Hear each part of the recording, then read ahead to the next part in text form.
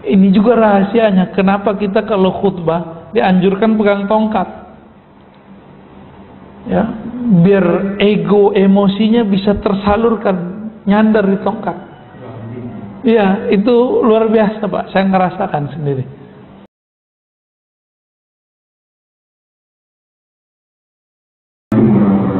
Assalamualaikum.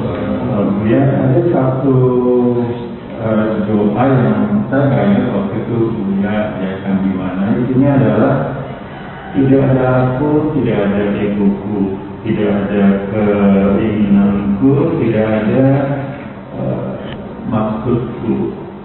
Yang ada hanyalah Engkau ya Allah. Apakah itu bagian dari Engkau? Dan kalau memang itu bagian dari Allah, untuk bagian lainnya gimana pertimbangannya? Ya, ya. Itu adalah pemaknaan la ilaha illallah. Khauf dan raja lebur di dalamnya.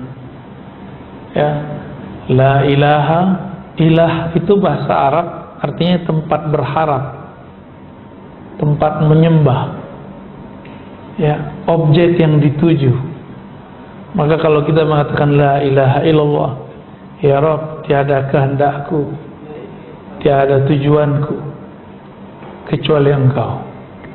Itu la ilaha illallah. Maka seorang dai, seorang guru, seorang murid itu wajib mengamalkan la ilaha illallah. Maka di torikot saya torikot ngaji. Nah, ngamalin ngajinya gimana? Minimal setiap pagi dan sore baca la ilaha illallah 100 kali. Ilaha illallah dengan makna tadi. Makna yang paling ujung, la maksuda illallah.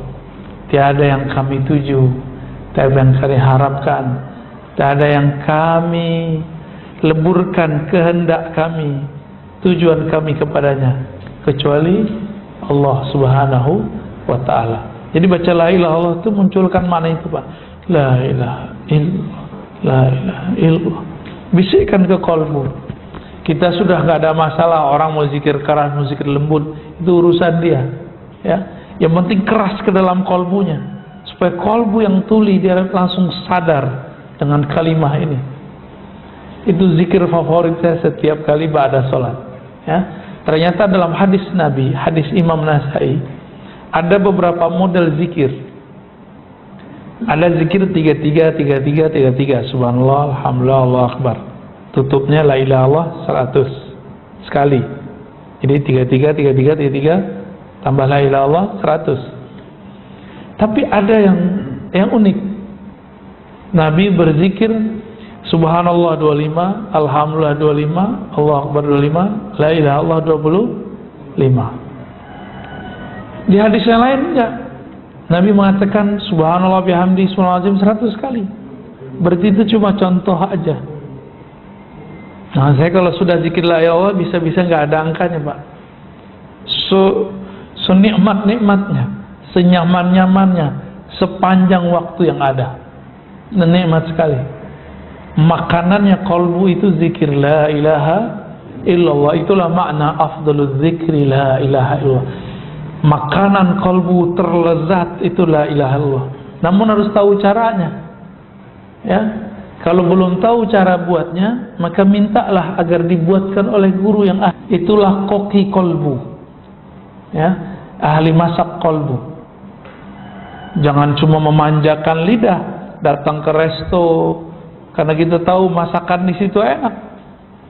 Ini franchise aja. Beda tempat, yang ini enak, yang ono gak enak.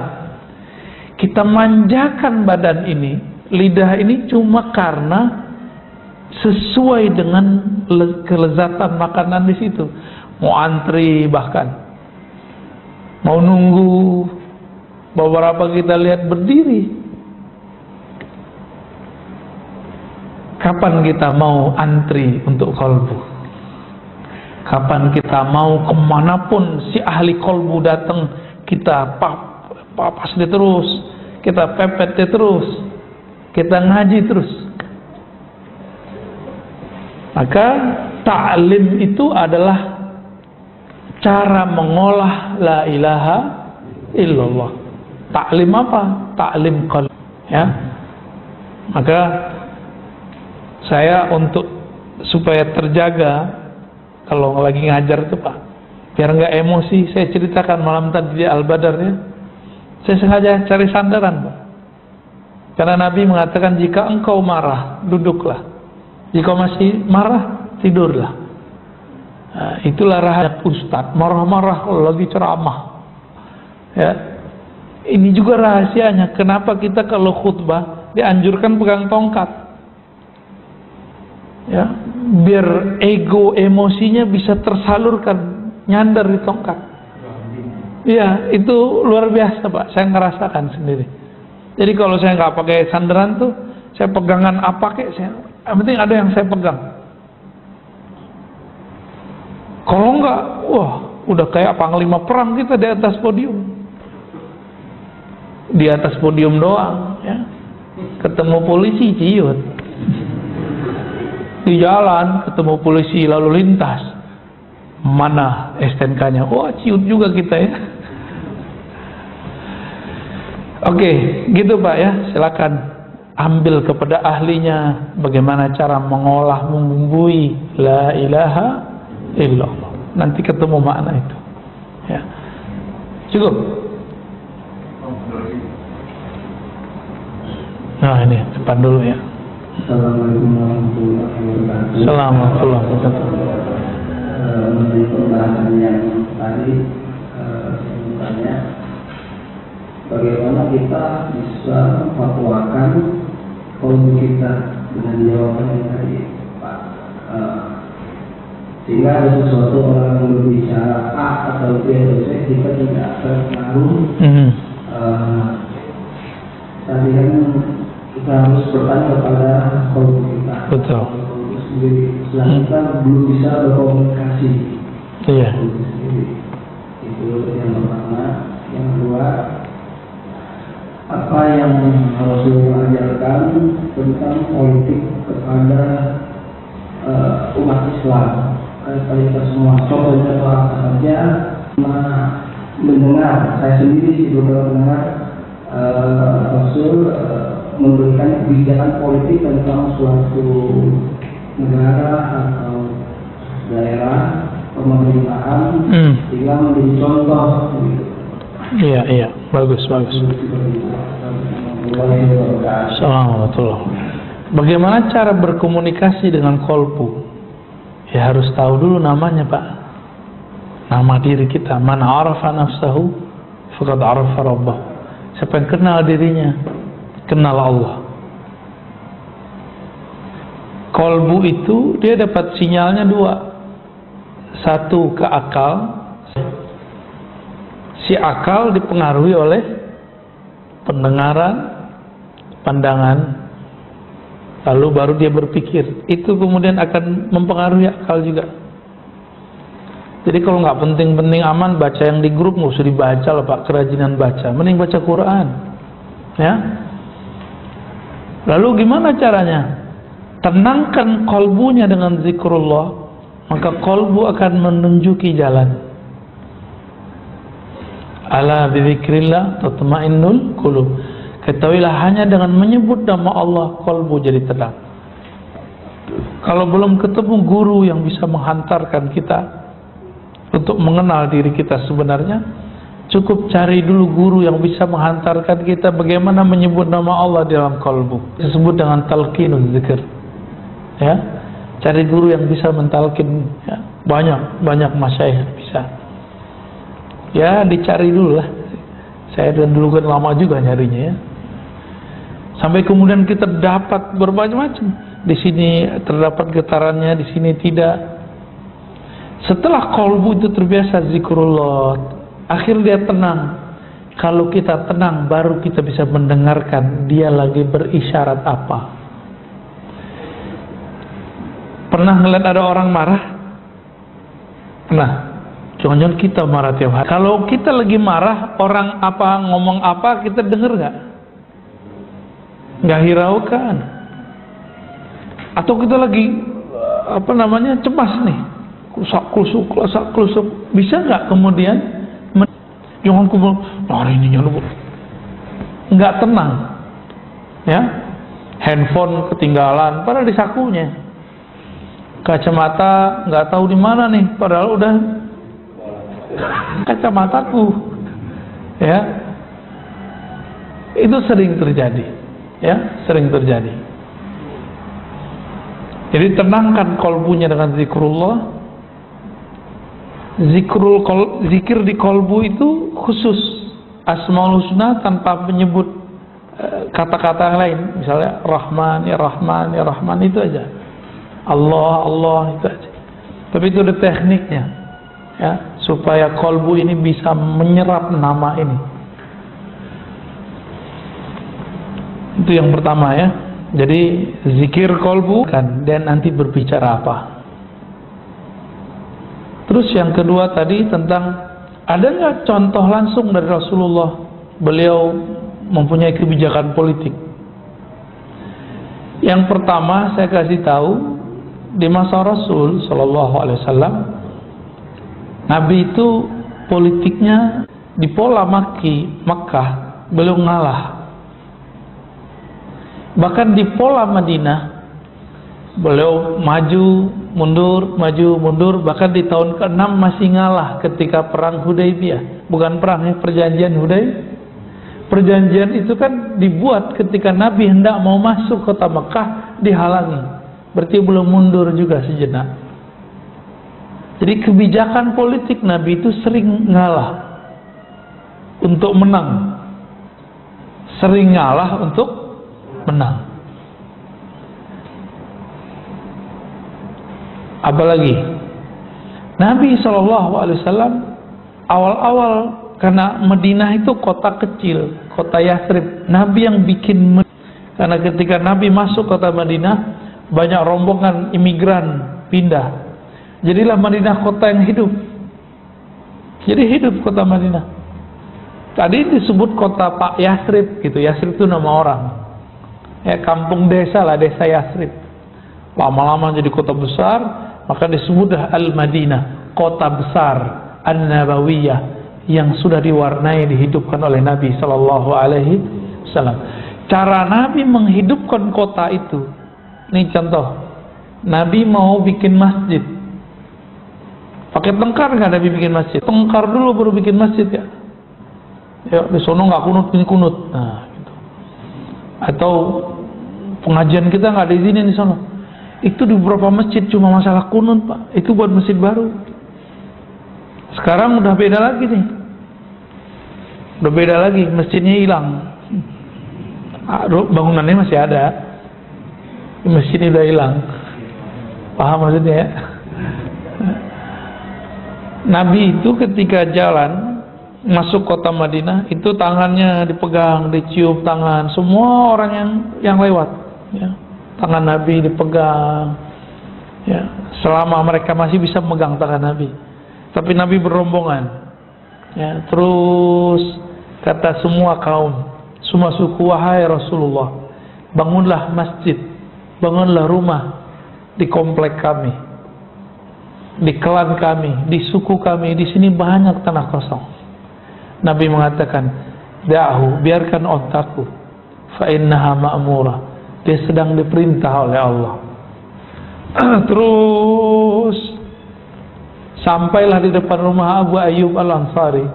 Nabi kemudian kaget, si onta ternyata berhenti di sana, lalu duduk di sana. Ia buruk, duduk. Maka kemudian Nabi mengatakan kepada keluarga Abu Ayyub, wahai keluarga Abu Ayyub Al-Ansari, saminuni haitukum, berapa harga tanah kalian? Tahu nggak Bapak, tanahnya tanah apa? Tanah kuburan. Itu tanah kuburan yang dijadiin masjid. Kuburan orang-orang musyrik di situ. Jadi Nabi cari tanah yang udah nggak bakal dijual orang, yang orang udah nggak perhatiin, dan tidak ada yang berbangga dengan tanah itu. Abu Ayyub tinggal di depan itu, di depan tanah kuburan. Orang nggak ngira Abu Ayyub bakal diperhatikan Rasulullah SAW. Ternyata di dalam batinnya dia berdoa, ya Allah, kami nggak punya apa-apa.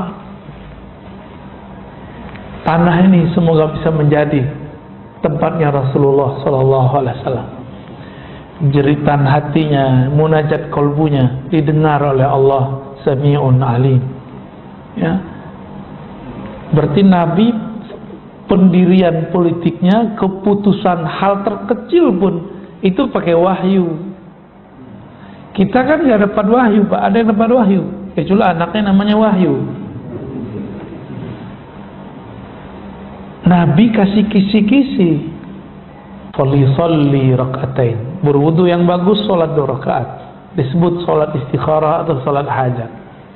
Maka kita menyarankan kepada pemimpin-pemimpin di setiap masa, dimanapun dia, walaupun dia cuma memimpin keluarga sampai memimpin negara, sholat istikharahlah setiap hari untuk semua urusan kita, atau sholat hajat. Nabi SAW pernah membangun MOU politik dengan orang-orang Yahudi, tapi mereka berkhianat, membocorkan strategi Nabi. Andainya Yahudi tidak mengkhianati Rasulullah, mungkin sampai saat ini kita dibolehkan membuat MOU dengan mereka.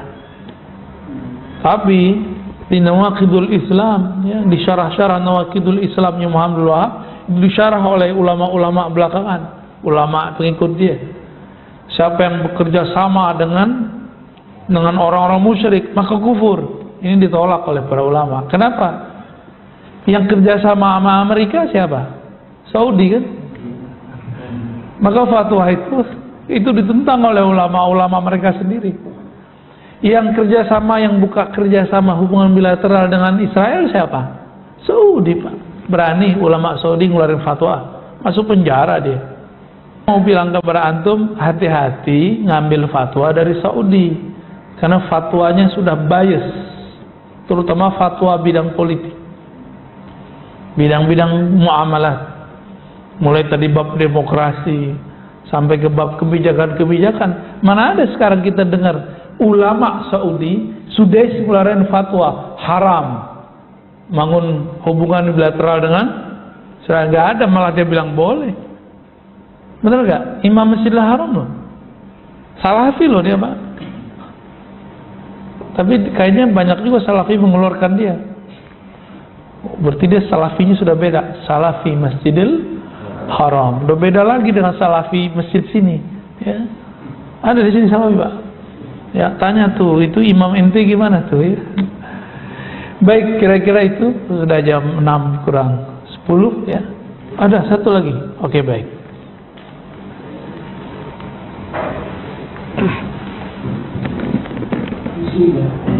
Politik, ulama sejarah itu tidak pernah jatuh ke politik, masuk politik.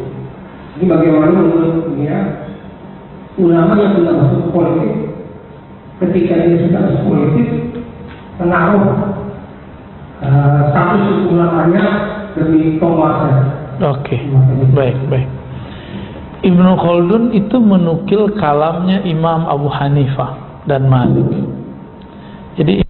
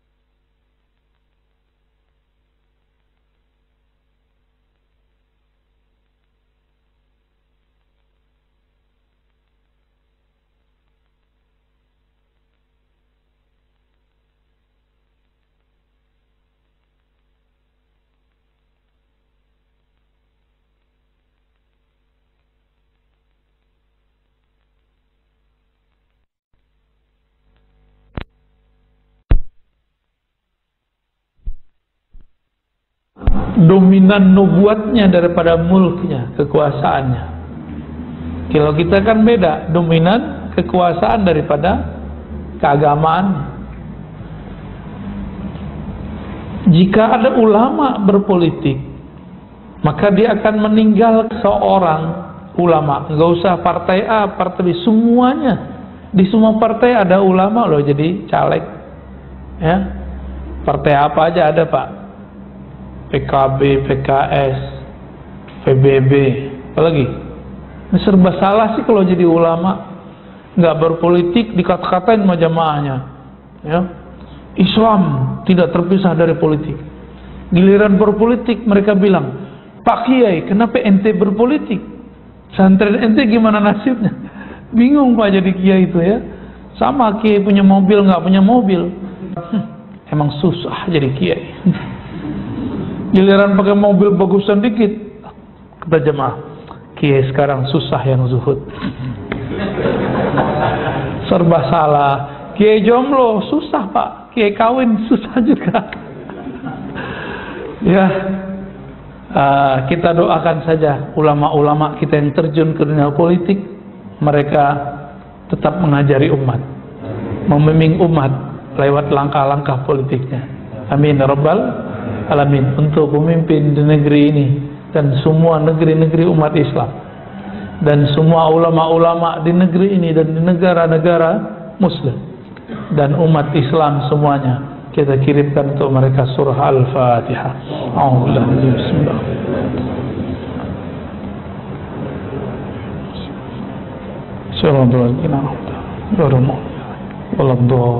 Amin.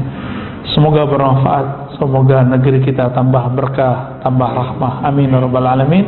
Subhanakallahumma wa bihamdika, asyhadu an la ilaha illa anta, astaghfiruka wa atubu ilaik. Assalamualaikum warahmatullahi wabarakatuh.